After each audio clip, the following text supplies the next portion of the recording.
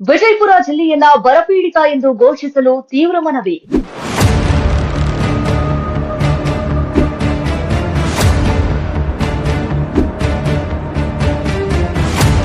ಭೀಮಾ ನದಿಗೆ ತಕ್ಷಣ ನೀರು ಹರಿಸಲು ಮಾಜಿ ಶಾಸಕ ರವಿಕಾಂತ್ ಪಾಟೀಲ್ ಒತ್ತಾಯ.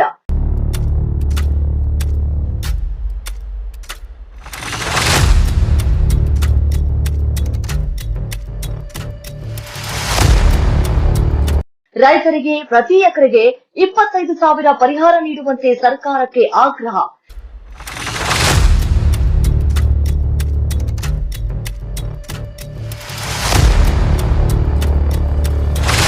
ಈ ಹೊತ್ತಿನ ಪ್ರಮುಖ ಬ್ರೇಕಿಂಗ್ ನ್ಯೂಸ್. ವಿಜಯಪುರ ಜಿಲ್ಲೆಯಲ್ಲಿ ತೀವ್ರಗೊಂಡ ಭೀಕರ ಬರಗಾಲದ ಆಕ್ರೋಶ.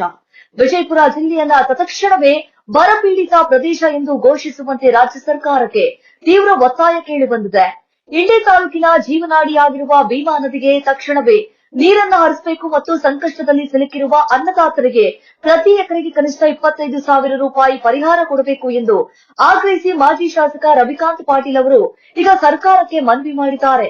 ಹೌದು, ಜಿಲ್ಲೆಯ ರೈತರ ಸ್ಥಿತಿ ದಿನದಿಂದ ದಿನಕ್ಕೆ ಚಿಂತಾಜನಕವಾಗ್ತಾ ಇದ್ದು ಸರ್ಕಾರ ಕಣ್ಣು ಮುಚ್ಚಿ ಕುಳಿತಾ ಇದೆಯಾ ಅಂತ ಹೇಳಿ ಆಕ್ರೋಶವನ್ನ ವ್ಯಕ್ತಪಡಿಸಲಾಗ್ತಾ ಇದೆ. ರೈತ ಮುಖಂಡರ ದಂಡಿನೊಂದಿಗೆ ಇಂಡಿ ತಹಶೀಲ್ದಾರ್ ಕಚೇರಿಗೆ ಧಾವಿಸಿದ ಮಾಜಿ ಶಾಸಕ ರವಿಕಾಂತ್ ಪಾಟೀಲ್ ತಹಶೀಲ್ದಾರ್ ಮೂಲಕ ಸರ್ಕಾರಕ್ಕೆ ಮನವಿ ಸಲ್ಲಿಸಿದ್ದಾರೆ. ಒಂದು ವೇಳೆ ಸರ್ಕಾರ ತಕ್ಷಣವೇ ಎಚ್ಚೆತ್ತುಕೊಂಡು ಭೀಮಾ ನದಿಗೆ ನೀರನ್ನ ಹರಿಸ್ತಿದ್ರೆ ಮತ್ತು ರೈತರಿಗೆ ಸೂಕ್ತ ಪರಿಹಾರವನ್ನ ಕೊಡದಿದ್ರೆ ಉಗ್ರ ಹೋರಾಟ ಮಾಡುವುದಾಗಿ ಹೇಳಿದ್ದಾರೆ. ಅನ್ನದಾತರ ತಾಳ್ಮೆ ಪರೀಕ್ಷಿಸಬೇಡಿ ಎಂದು ಸರ್ಕಾರಕ್ಕೆ ನೇರವಾಗಿಯೇ ಬಿಸಿ ಮುಟ್ಟಿಸಿದ್ದಾರೆ. ಇವತ್ತು ವಿಜಯಪುರ ಜಿಲ್ಲೆಯ ರೈತರು ತೀವ್ರವಾಗಿ ಸಂಕಷ್ಟವನ್ನ ಅನುಭವಿಸುತ್ತಿದ್ದಾರೆ. ತಕ್ಷಣವೇ ಜಿಲ್ಲೆಯನ್ನ ಬರಪೀಡಿತ ಎಂದು ಘೋಷಿಸಿ ಭೀಮಾ ನದಿಗೆ ನೀರನ್ನ ಬಿಡಬೇಕು. ಎಕರೆಗೆ 25,000 ರೂಪಾಯಿ ಪರಿಹಾರವನ್ನ ಕೊಡದಿದ್ರೆ ನಾವಂದ್ರೂ ಸುಮ್ನೆ ಕೂರಲ್ಲ. ಒಟ್ನಲ್ಲಿ ವಿಜಯಪುರ ಜಿಲ್ಲೆಯ ಬರ ಪರಿಸ್ಥಿತಿಯ ಕಿಚ್ಚು ಈಗ ಕಾವೇರಿದೆ. ಸರ್ಕಾರ ಈ ಎಚ್ಚರಿಕೆಗೆ ಹೇಗೆ ಸ್ಪಂದಿಸುತ್ತೆ ಅನ್ನೋದನ್ನ ಕಾದ್ ನೋಡ್ಬೇಕಾಗಿದೆ.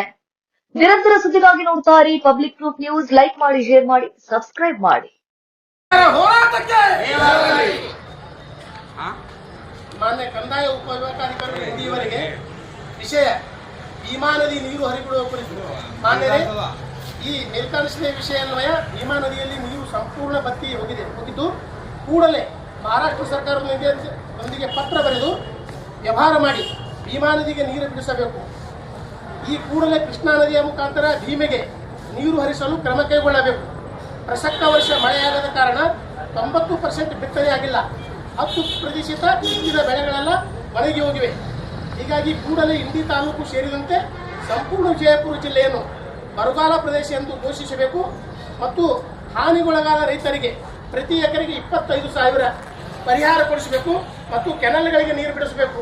ಇದು ಮಾನ್ಯ ಮಾಜಿ ಶಾಸಕರು ರವಿಕಾಂತ್ ಪಾಟೀಲ್ ಮುಖಾಂತರ ಎಲ್ಲ ಅವರ ಅಭಿಮಾನಿಗಳು ತಾಲೂಕಿನ ರೈತ ಬಾಂಧವರು ಕುಡಿಸಿಂದೆ ಇದು ತಹಶೀಲ್ದಾರ್ ಅವರಿಗೆ ಒಂದು ಮನವಿ ಕೊಡ್ತಾ ಇದ್ದೀವಿ.